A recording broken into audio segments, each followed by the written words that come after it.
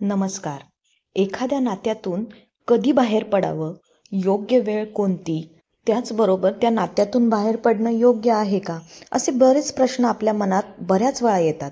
कधीकधी नात्यातून बाहेर पडणं हे खूप गरजेचं ठरतं, कारण प्रत्येक नातं आयुष्यभर टिकवण्यासाठीच बनलेलं असतं असं नाही. काही नात्यांचा उद्देश आपल्याला काही शिकवणं, आपली मर्यादा आणि आत्ममूल्य ओळखून देणं असतो.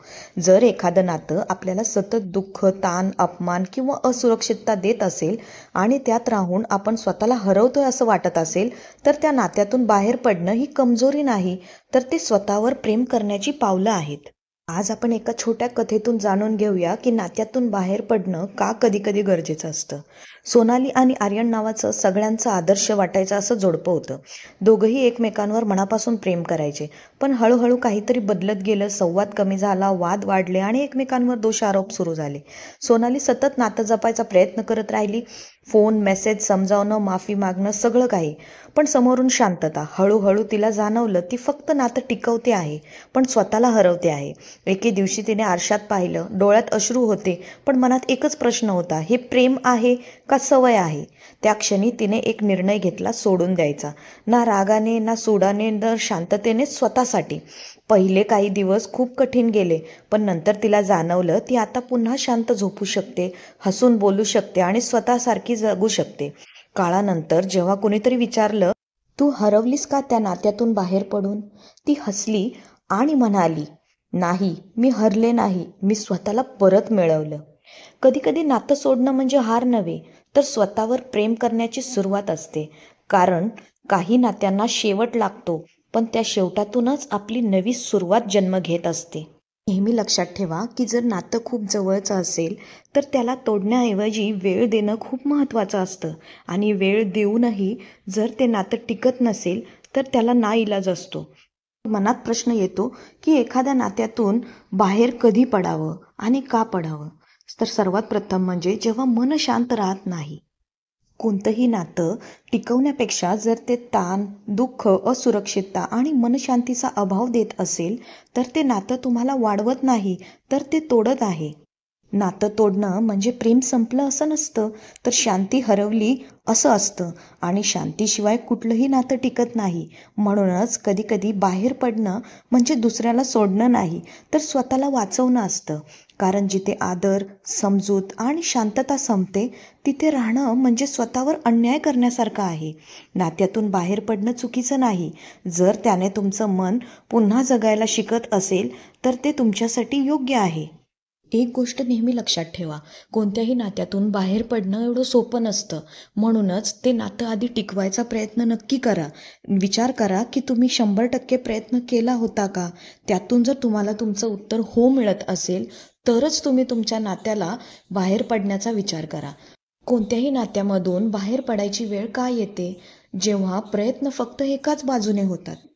जर आपल्या आयुष्यातील कोणतंही नातं नेहमी तुम्हीच जपण्यासाठी, समजून घेण्यासाठी, माफी मागण्यासाठी किंवा संवाद साधण्यासाठी धडपड करत असाल, तर ते नातं असंतुलित आहे, हे नेहमी लक्षात ठेवा.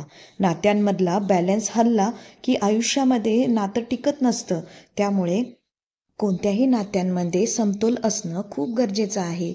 कारण जेव्हा प्रयत्न फक्त एकाच बाजूने होतात, त्यावेळेला नात्यांमधला बॅलन्स बिघडतो आणि नातं हळूहळू दूर जाऊ लागतं. त्यामुळे कोणतंही नातं टिकवताना बॅलन्स असणं खूप गरजेचं आहे. कोणतंही नातं कधीच एका बाजूने चालत नसतं, त्याला दोन्ही बाजूंची गरज पडत असते. त्यामुळे नात्यांमध्ये समतोल राखणं हे प्रत्येकाने लक्षात घेतलं पाहिजे. कोणतंही नातं हे बॅलन्सवर अवलंबून असतं. जेव्हा बॅलन्स बिघडतो, त्यावेळेला नातंही बिघडतं. तिसरी गोष्ट म्हणजे जेव्हा नात्यांमधला आदर संपतो, त्यावेळेला नात्यांमधून बाहेर पडायची वेळ येते. कारण कोणत्याही नात्याचा पाया आदर आणि विश्वास असतो. जर समोरची व्यक्ती सतत तुम्हाला कमी लेखते, अपमान करते किंवा दुर्लक्ष करते विनाकारण, तेव्हा स्वतःचा सन्मान जपणं गरजेचं आहे, हे आपल्याला लक्षात येतं. कोणतंही नातं प्रेमावर जितकं टिकतं, तितकंच ते आदरावर टिकतं. प्रेमात वाद असले तरी चालतात, मतभेद असले तरी नातं टिकू शकतं, पण आदर हरवला की त्या नात्याचं मूलभूत अस्तित्वच संपतं.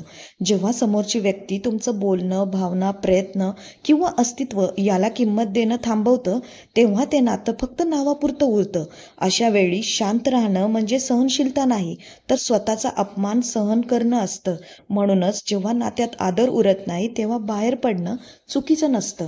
आता चौथी गोष्ट म्हणजे जेव्हा तुम्ही स्वतःला हरवत जाता, तेव्हा नात्यातून बाहेर पडावं लागतं. लक्षात ठेवा, खरं नातं असतं ते आपल्याला पूर्ण बनवणारं असतं, ना की आपल्याला हरवणारं. जेव्हा एखाद्या नात्यात राहून तुम्ही स्वतःची ओळख, आनंद, स्वप्न आणि मनशांती हरवू लागता, तेव्हा हे संकेत असतात की त्या नात्यात तुम्ही राहत आहात, पण जगत नाही. दररोज तुम्ही फक्त दुसऱ्याला खुश ठेवण्यासाठी जगत असाल, तर स्वतःच्या भावना दडपून शांत बसत असाल, तर ते नातं आता प्रेमाचं नसतं, ओझं बनतं. आता पाचवी गोष्ट म्हणजे जेव्हा संवाद संपतो. जेव्हा कोणत्याही नात्यांमधला संवाद संपतो, त्यावेळेस नात्यामधून बाहेर पडायची इच्छा होते. प्रेमात गैरसमज येतातच, पण जर संवादच थांबला, समजून घेण्याची इच्छा उरली नाही, तर ते नातं रिकामं होतं. नातं टिकवावं की सोडावं याचं उत्तर प्रेम किती आहे यात नाही, तर या नात्याने मी स्वतःला किती हरवतोय यात आहे. म्हणूनच कोणतंही नातं टिकण्यासाठी त्यामध्ये असणारा संवाद खूप आवश्यक आहे.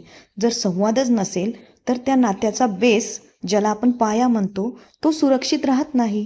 सहावी गोष्ट म्हणजे जेव्हा पुढे जाणं योग्य वाटते. कधी कधी आपण बदललेलो असतो, परिस्थितीही बदललेली असते. त्यावेळी हा अध्याय संपवणं म्हणजे पराभव नाही, तर शांतीची निवड आहे, हे ओळखणं जास्त महत्त्वाचं आहे. कधी कधी नातं टिकवावं आणि कधी सोडून द्यावं हे ठरवताना प्रेमापेक्षा शांतता, आदर आणि मनाचं स्वास्थ्य अधिक महत्त्वाचं असतं. जर नात्यात अजूनही आदर, संवाद आणि बदलाची तयारी असेल, तर नातं टिकवण्यासाठी प्रयत्न करणं योग्य आहे. प्रत्येक नात्यात गैरसमज, वाद, अडचणी येतातच, पण जर दोघेही मनापासून सुधारायची इच्छा बाळगत असतील, एकमेकांना समजून घेण्याचा पूर्णपणे प्रयत्न करत असतील, तरच हे नातं टिकू शकतं. पण जर त्या नात्यातून फक्त दुःख, अपमान, भीती किंवा स्वतःचा हरवलेला आत्मसन्मान मिळत असेल, तेव्हा ते नातं सोडून देणं हेच योग्य असतं. कारण अशा नात्यात राहणं म्हणजे स्वतःला दुखावण्यासारखं असतं. आता शेवटी एक गोष्ट नेहमी लक्षात ठेवा, नातं टिकवा जर ते तुम्हाला वाढवत असेल, आणि सोडून द्या जर ते तुम्हाला तोडत असेल. व्हिडिओ आवडल्यास नक्की लाईक, शेअर आणि सबस्क्राईब करा. धन्यवाद.